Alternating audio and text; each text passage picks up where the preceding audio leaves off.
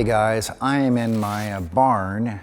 It's actually the tour department where we make all the tour putters. Our next guest on Inside the Circle T is Jordan Spieth. He's been a loyal Cameron user for all of his life. I think it's the only putter he's ever used. And as a youngster, he and Justin Thomas went head to head on all junior events and they won everything. So I'm pleased and proud to call him a friend, to call him a loyal putter user. He has been for years, and hear about his putters, his collection, what he thinks about on the putting green. So hope you enjoy this one. Take care. Welcome to Inside the Circle T. My name is Drew Page. I have today 11-time PGA Tour winner, 3-time major champion, Jordan Spieth. Thanks for joining us, Jordan. Absolutely. Yeah. How's it going? What's been going on in Dallas? How have you been enjoying this time off? Yeah, it's things are good. You know, just hunkered down. My brother and his girlfriend live and work in New York. They were able to get out whatever beginning of March, and so they've been living here too. So it's been fun to spend time with them. Yeah, I mean, like you said, just sheltering in place, going out and walking some rounds of golf here or there. But I think today, maybe going forward, they started to kind of open things back up at golf courses as far as being able to go to practice facilities and maybe get a little bit of work in. So I've got what looks like 5 weeks maybe before our season starts back up. So maybe start to kind of kick it into gear now. But it's actually been a nice rest. I mean, obviously there's a lot of it's hard to look at anything positively right now. It's really been a tough situation for a lot of people, and but for us here, this rest has been kind of something we've tried to embrace as a little mini off season at home and try and look at the positive side of things. And then we'll start to gear back up for what looks like probably 18 months straight of a lot of golf. Yeah. This has to be the most time you've ever taken off, correct? Yeah, especially being in one place. I mean, even in the off season, we're traveling somewhere, going on a trip or something like that. So, but as far as the limited amount of golf, yeah, this has been almost a reset button for everybody, which kind of serves me well right now. I'm kind of excited about the idea of starting back up. I'm getting anxious again. Kind of get you go from sometimes kind of burning out a little bit, wearing yourself out, and now kind of get the itch back, and it's nice. I think most guys are in your same position for sure. You've been a Titleist brand ambassador for as long as I've known you, kind of dating back to college when we played. But I know you were there in junior golf as well. When did you get your first Scotty Cameron? I got my first Cameron, I think I may have been maybe 11 or 12 years old. I really wanted a Scotty Cameron, and I was really just starting to kind of take up the game seriously as my kind of number one focus, my number one sport, and starting to practice every day and really enjoy it and showing results in tournaments. So my dad obviously was like, all right, well, let's go. We can get out of some of the junior sets and get you into some real stuff. And I went in there, and it was I think it was like $125. It was a used Cameron. They had this big old putting green, and I kept on, I used a couple other putters, and anytime my dad was looking, I'd kind of miss it on purpose. On one side, I'd just miss them to the left on purpose. And then I'd grab that one, and I'd just try my hardest to make a few putts. I'd be like, oh, this one just feels great. And to be honest, it was the most solid putter. And I really I'm not a very soft putter guy. I'm more of that kind of solid striking feel. And this one's still to this day the most solid feeling putter I've ever hit. And I actually really did enjoy the feel too. But it was just kind of funny because I wanted it so bad. I was kind of rigging it a little bit to get it, and then it was pretty beaten up by the time I was done with it. It had gotten rusted down. I took pretty good care of it, trying to use steel wool and wipe it down whenever it got wet, but it was kind of hard. And then I ended up taking it in one day to the studio with Paul, and he and Scotty they refinished it back to how it was and threw a little orange into it. And so it's really a cool looking putter now. And I mess around with it sometimes. I like to take it out to the course, maybe every like, I'll probably take it out a couple times a year for rounds and just putt with it for fun. And that was my first Cameron. And I probably used it for a couple years would be my guess. Thinking back on it. And then from there, I moved into a couple other different versions. Yeah, so that one, it was a studio design number 2. That was one of those old ones that you had to use the oil rag on, and it was that black mist finish, but rusted, like you said, and you had to use steel wool, and anytime it got wet, stuff like that. Yeah, had the yellow head cover with the divot tool in it. Did it come with that? Yeah. Well, yeah, it had the yellow. Yeah. So, but it was the earlier it was like the earliest version of those version 2s. So some of those version 2s ended up having like the dot on the top of it, and they looked more like a mallet. And this one was more of that. It was kind of like angled in the back, and it had the horizontal line. So there was really no alignment tool on it. Just a white horizontal kind of crease through the back of it, which, I don't know, it kind of forced me to learn how to line the putter up myself back then, without relying on kind of tools with the ball and or sight lines on the putter. So I think it was good for me in that sense. But yeah, it was it's probably my favorite putter. I mean, it is awesome. Yeah. So your story about going into Golfsmith and kind of missing putts leads me into my next couple questions. You said you went into the studio with Paul and you and Scotty, and you got that one refinished. Was that the first time that you went into the studio when you brought that one in? Refinished? No, it wouldn't have been the first time I went in the studio, because I wasn't I wasn't using that putter the time I first went in the studio. Okay. But I think it would have been a couple times in when I felt comfortable enough to be like, hey guys, do you care if I send this in? And this was my first one. And but I remember the first time I went in the studio, at the time I was, as I still am, obsessed with, putters and Scotty Cameron putters. And, Tiger was using his GSS, and, Adam Scott had a 009. Jeff Ogilvy was putting with a 009. Those are like my three favorite players. Yeah. And but I really wanted to go in and get a GSS, because my friends at the club I grew up at were like, dude, this is like a whatever $5,000 to $8,000 to $10,000 putter. Like, this is German stainless steel. It's so soft. It's what Tiger uses. It's what all the pros are using. So I was like, again, I remember being in the studio, and I was like, I wanted to be open to what would maybe be the best for me. But in the back of my mind, like, we didn't try a GSS for the first like 3 or 4 putters that I was hitting there. And I was like, hey, do you care if I try one of those? I just kind of want to see the feel. And I ended up not getting one. I ended up with the Trillium putter that I used for pretty much all of my high school, really maybe 8th grade through all of my high school years until I was about 16, and I started using the one I'm using today. So I ended up with that Trillium 1.5, that 1.5 neck. I really like the rounded, like I use the regular Newport now, the more rounded than the Newport 2 look.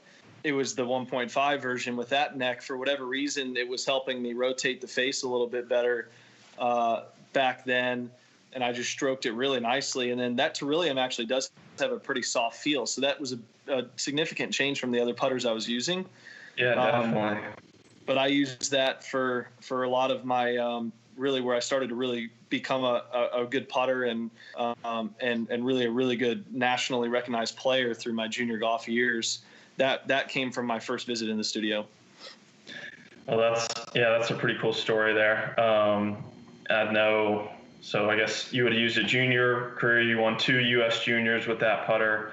Did you use it in college too, or is that when you had gone to the 009? So I the first U.S. junior was that putter, and then I switched. Actually, I'd gone into the studio again, maybe that next fall of 2009, maybe, and I really wanted, again, like I was watching my favorite players, and I really wanted a triple black 009. So then I started putting with it, and I was putting great with my putter in the studio. But then I tried that one out. I'm like, this is just a different look, right? It's a Newport, it's a different neck, it's triple black. It's not silver. This would be a good idea if I kind of wanted to look at something different. I was just like I remember just trying to justify it. And doing anything you could. Anything I could to just walk out with a different putter than the one I walked in with, so I could just have another putter. And I ended up walking away with that one. And to be honest, I was still putting better with the Trillium, but I still switched because my favorite players were using the triple black one. And I was like, whatever, I can putt just as well with this one too. And then I kind of never looked back. I've had a couple different versions with different kind of sight lines. The Tour Rats came out, and I used those in college, maybe for 4 or 5 tournaments in total. Just playing with different looks when I was struggling a little bit, as everyone does with putting. It's up and down, and then other than that, it's been old trusty for me, that same one. So it's not triple black anymore. It's almost like chrome on the bottom now, and then it's pretty rusty. It's got its nicks, but whenever I switch to something else for a day and I look back at my putter, it just has that look to it that's just great for me. So Paul told me a little bit more to that story, which it kind of goes back to the Golfsmith thing, is that you were putting good with your putter at first and you wanted that 009, and then you started missing putts on purpose in the studio and then started making them with the 009. Yeah, I think, this one's rotating too much.Maybe if I tried this one over here, it would be better, and just manipulate the stroke a little bit. And I think I'd been in, a couple times by then, so I felt a little more comfortable. The first time I was in, I was nervous as could be to walk into the studio, and Scotty's kind of walks in, and I'm like looking at him like this. I'm like, whoa. And that's Scotty Cameron. Wow. Yeah, exactly. And so anyway, it was, just to go through the whole studio process was just, as a, first time I went in, I was maybe 14. And to go in there at that age, as just such a huge fan, it was just insane. It was on a trip to Titleist as well. And so that whole going out to California at that age, going through that whole process was really, really neat. I was treated like a tour professional, and have been ever since. And it's a big reason why, Titleist and Scotty Cameron both are just pure class, and I love working with them.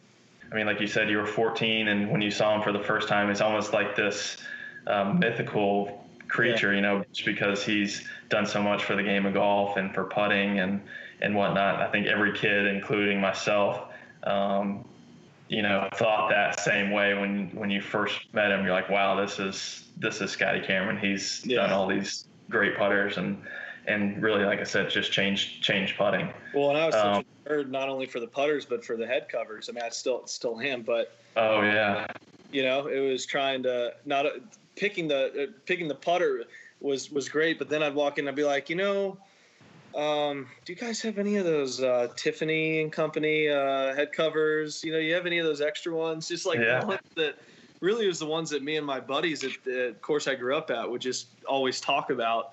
And then I was able to go there and be like, and then here or there it'd be, I felt like I was taking advantage a little bit, so I'd have to kind of calm down.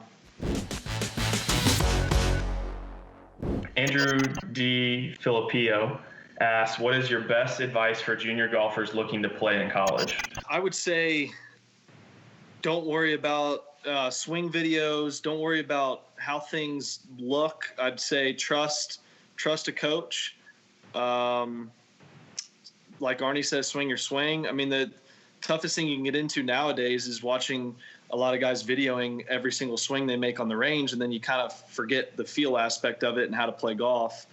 Yeah. And I would say just go play golf. Get as much competition in as possible. Learn how to score. Learn how to play the game, where to miss, where not to miss, where your strengths are. And you get that really by – there's certainly a time and a place to go to the range and to work feels in. But the majority of scoring comes from getting out there and just doing it. Play the up tees one day, see how low you can go, then go back and play a birdie game and where you fire at pins, just kind of play different games, and then try and get involved with, other whether it's high school teammates or other junior golfers. And competition is key. I mean, that's where you learn how to make big putts. That's where, because you can't really practice pressure putting. You can't really practice your pressure shots just on range. You got to be in that situation, learn from, what your tendencies are and how to combat them. You have to learn how to score, and so much of the younger generation for sure gets carried away with how it looks and becoming like almost a robot type golfer, and really none of that. We do. I mean, we do on tour. I mean, I've certainly fallen big time into fault with that, and I never really did it as a junior golfer. And then all of a sudden, you get something a little off, and then you start trying to video it now because it's so accessible, and then you don't exactly know as much as coaches who have been studying the game for a long time know. And it's just it's not just junior golf to make it to professional. It's really everybody. It's professionals trying to stay at the top of their game too. So, it's an interesting question. It's probably a number one piece of advice I can give is just to, I mean, you'll see guys, including myself, post a video of a swing on social media or whatever, but in reality, it's not. The intention isn't for it to be like, hey, I've been videoing a bunch of these swings, I'm going to post my best swing. It's more just like, I'm ready to go for the season. Here's a shot. Yeah. But you know what I mean. Yeah, definitely. Let's get back into putters a little bit. So you've used the same 009 since again, I think late high school that you got it in. Is that correct? Yeah, I think I just turned 16 when I started using it. Yeah, so about 10 and a half years now. So we can relate that into two other fan questions. B. Jesse O1 asks, you've used the 009 for your entire career. Do you own any other Camerons? I do. Yeah, I own. Goes back to the whole trying to go into the studio and walk out with an extra Scotty every time. I'll walk onto the putting green when new Scotties come out and be like, oh, this looks good. I might mess around with this at home. What do you think, Deepaw? You think I can grab one of these and take it?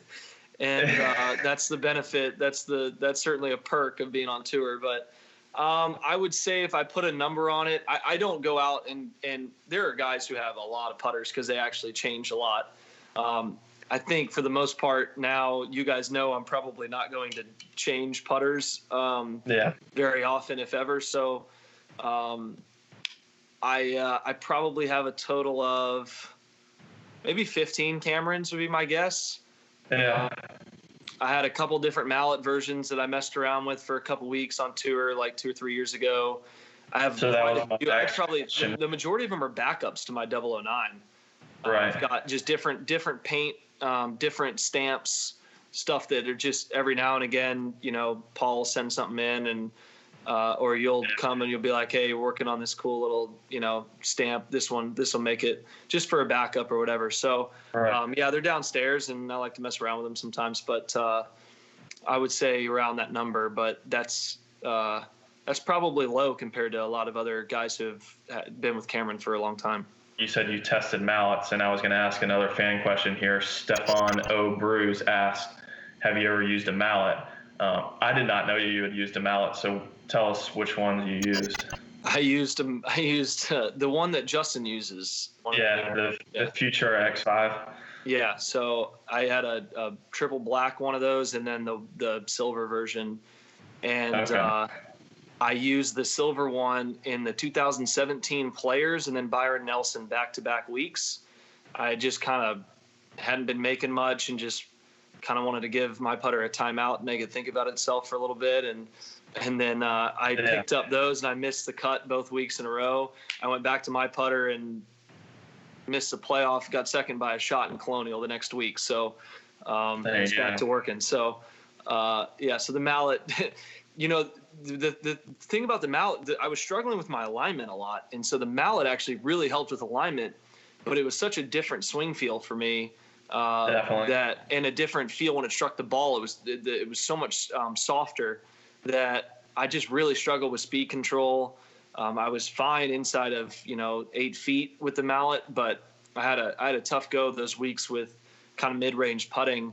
It just kind of that's just me, I mean, a lot of guys really love mallet putters, and I'm just so used to this blade that when I went back, it was like, man, okay, I kind of done the work with the alignment because the mallet kind of helped me for a couple weeks, and then I kind of got the feel back real quick with the blade. I remember playing around on like Saturday or Sunday after missing the cut at the Byron, and made everything with my putter again. And I'm like, all right, we're back. I'm ready to go. I was hitting it really well that year, and so just went into Colonial with a lot of confidence and putted really well that week. So that's pretty cool. And that's all it takes, just to see something different and then go back to your gamer. And like you said, you got what you needed out of that other one with alignment, and then everything started, everything you saw it and everything went in. So it's funny. I mean, that it may have looked like it was such a failure to switch the putter over, but in reality, it accomplished what I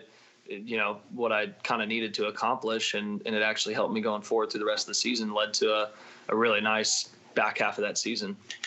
Yeah. What year was that? That was 2017. Yeah. So I ended up winning a couple more times that year, including the Open Championship. So, and a bunch of seconds and thirds. So it was I'm pretty sure that was 2017. It could have been 2016. I don't think it was, because I ended up winning Colonial in 16, but I think it was 17 the year after. Do you have any huge putts that you just like always remember at any of the 3 majors that you won, or any of the tournaments that you won? The Masters in 2015, it's hard to single it down to a couple putts. The best putt I hit that week was on number 16 on Sunday.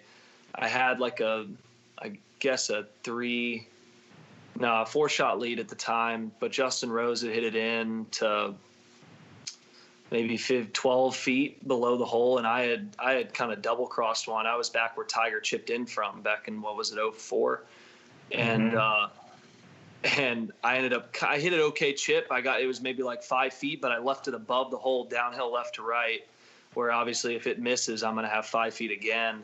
And Justin Rose is staring down a birdie putt. He makes, and I miss. That went from 4 to 2 with 2 to go. That's a massive 2-shot swing.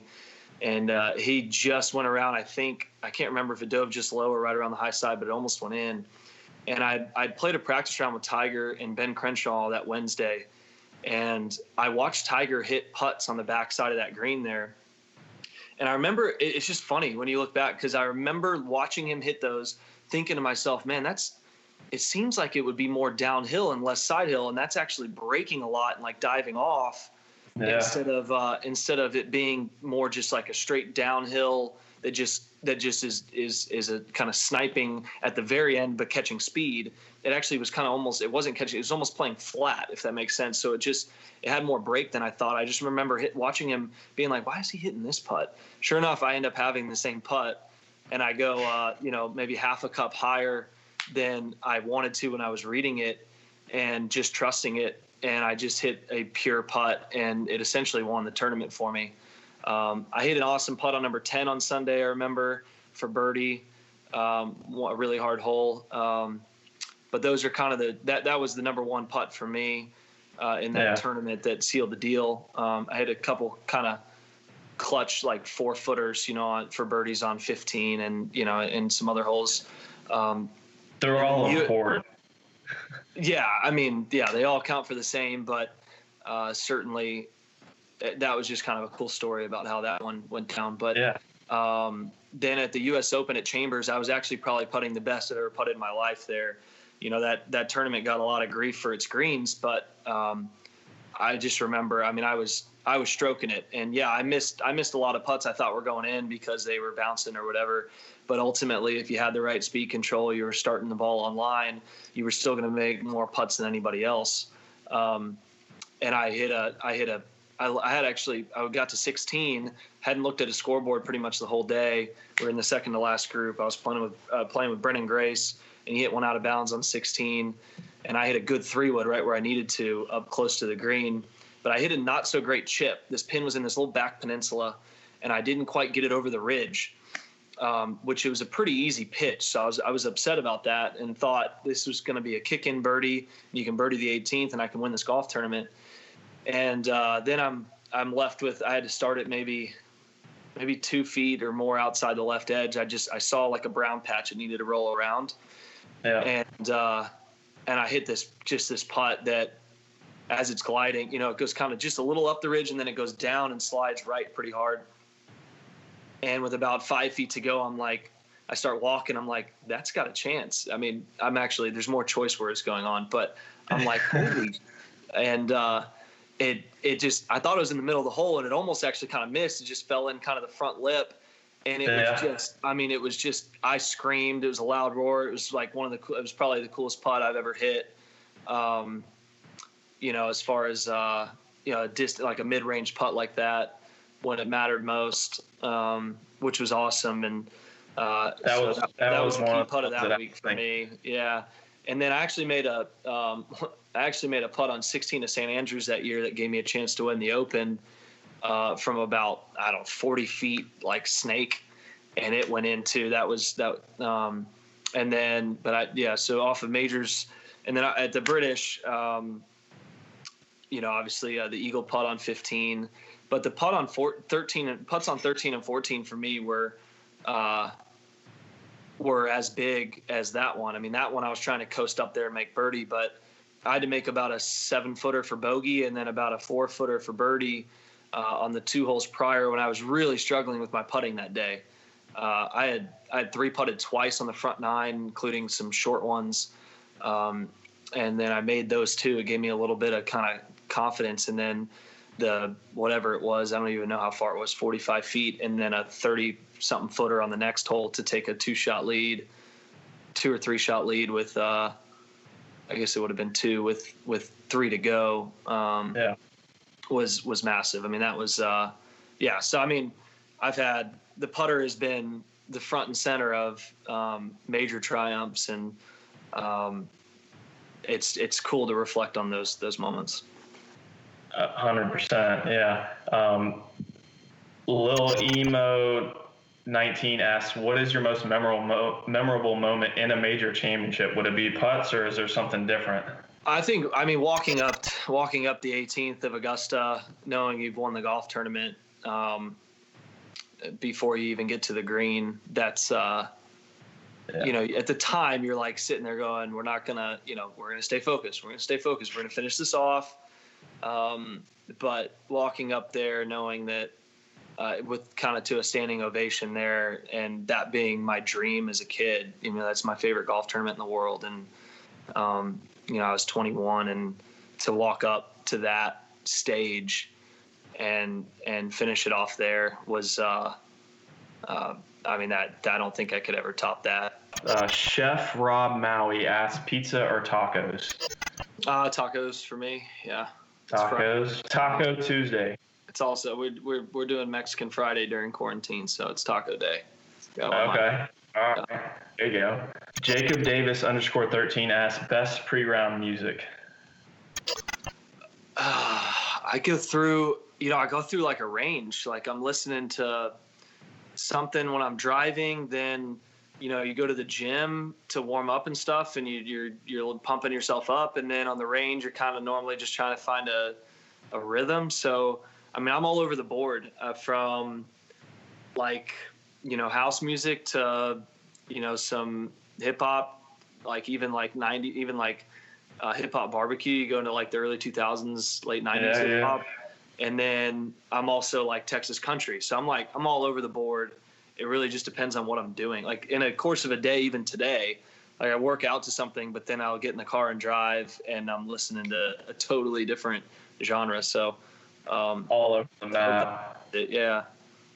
Yeah, no, that's good. Connor McKay 04 asks, what are your favorite hobbies? Yeah, I'm a big sports fanatic, so I like going to games when, wherever I am, any ballparks we can go to during the season. Big Dallas sports fan, so I try to go to as many games here as possible. Stars, Mavericks, Rangers, Cowboys. I like to go out on the boat. I like to wake surf. That's been a new thing the last few years. I've really enjoyed There you go. going out there and wake surfing, or just hanging on the boat.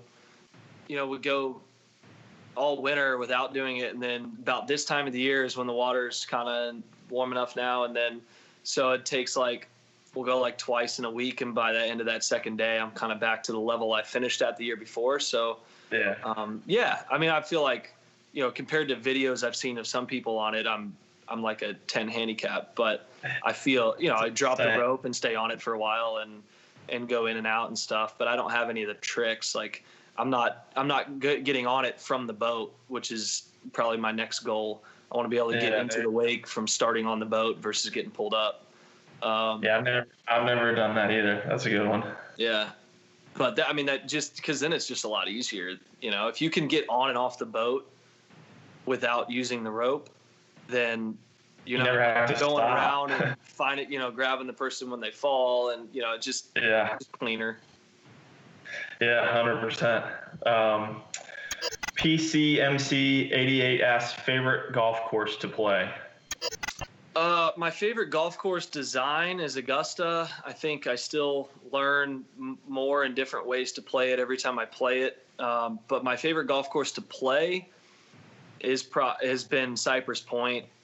Those are two very cliche answers. I understand that, but Cypress Point to me is just so neat because you get 6 holes in the woods, 6 holes in the dunes, and 6 holes by the water, and you can shoot 29 on the front. You got 3 reachable par 5s. You got 2 drivable-ish par 4s, couple kind of cool little par 3s, and then you get to the back 9.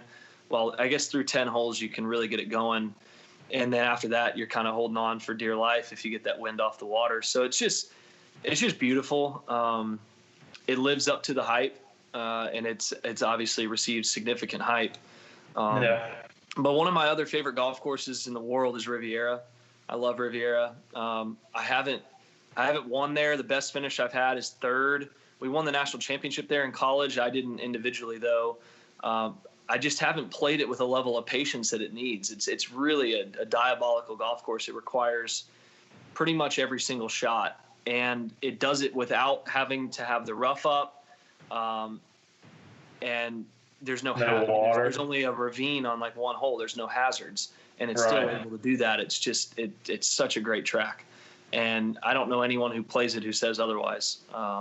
So it kind of appeals to all players, even if they don't play it well. So, what type of drills are you going to get into once you're able to really start practicing how you want to, and when do you think that'll be here?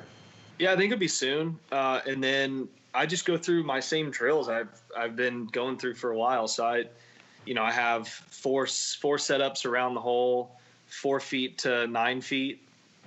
From the 4 to 6 foot range, I've got to make 10 out of 12 to move on. Was it 12? Yeah. 12 putts, 10 out of 12 to move on. I've got an uphill right to lefter, uphill left to right, downhill right to, just set up, across from each other. I got to make 10 out of 12 to move on to the 7 to 9 foot. And then from there, I've got to make 8 out of 12. And obviously I went a couple days ago, I had a good session and I ended up with only 2 misses out of the 24 putts, which would be, real. Actually, maybe I only had 1 and it was really solid. So that's kind of my drill there. And then I go to 10 footers, random 10 footers. This is after I kind of get on a straight putt and kind of just get a good feel for the stroke. And if everything feels good and I'm launching it online, then I get right into the performance drills. So it's not to say I'm not on a device or anything like that to get things started, but however long that takes, then I move on. 10 foot, random ones, got to reach the front of the hole, can't go more than a foot past, try and go at least 4 under through 9 holes. Move on to 15-foot gate drills. So I grab a couple ball markers about halfway point, and then I have to putt it through the gate. As it's working its way to the hole, I hit 5 putts with a max score. If you make it through the gate, that's 1. If it has the correct speed, that's 2. And if it goes in, that's 3. So max score 15.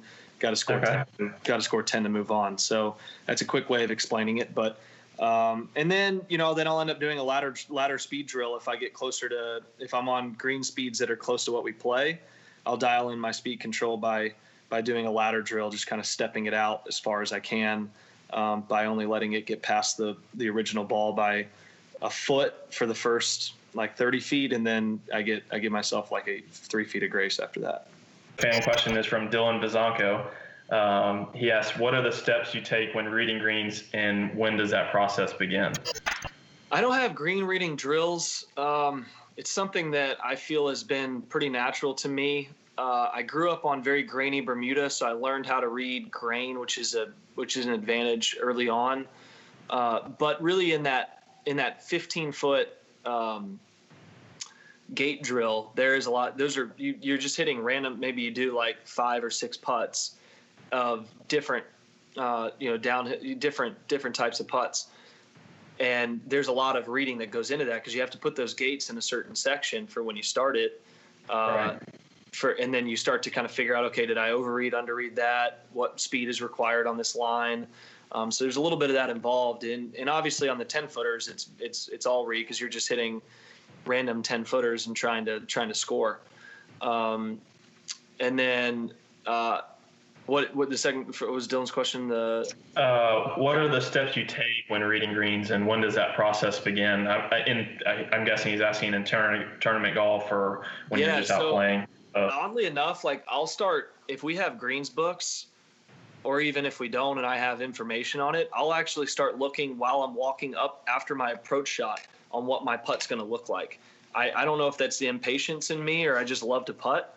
But I'll literally start looking at what my putt is potentially going to do ahead of time. That way I don't have to be into my book often while I'm on the green. I can get kind of, okay, it's likely uphill, it's likely moving left to right on a couple degree slope, but then I'll get on the green and I'll use my feel to get the final line, because they can only be, they're very accurate, but they can only be so accurate. And there's a few tournaments, the Masters being one, where we don't have them.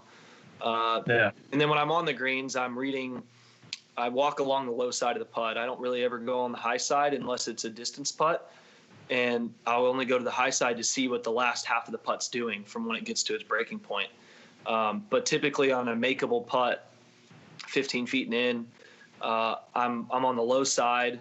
I'm looking from both ends, and I'm looking from that low point to check on the speed. And I get a pretty good gauge of where, I like to think I read putts for the final product to be one of those kind of shot tracer lines you see on the greens, right, where I don't actually have the pinpointed 18 inches out of the left lip. Instead, I read it from midpoints, but the same idea, where I see the traction of the putt until it enters the hole at, say 7 o'clock or whatever it may be. Yeah, that's pretty cool. Good stuff there. Yeah. Thanks again, Jordan, for joining us on Inside the Circle T with Scotty Cameron. Stay safe out there, and hopefully I'll see you soon here out on the PGA Tour at Colonial down there in Fort Worth. So. Yeah, I hope so, Deepaw. Thanks, buddy. Thanks for having me.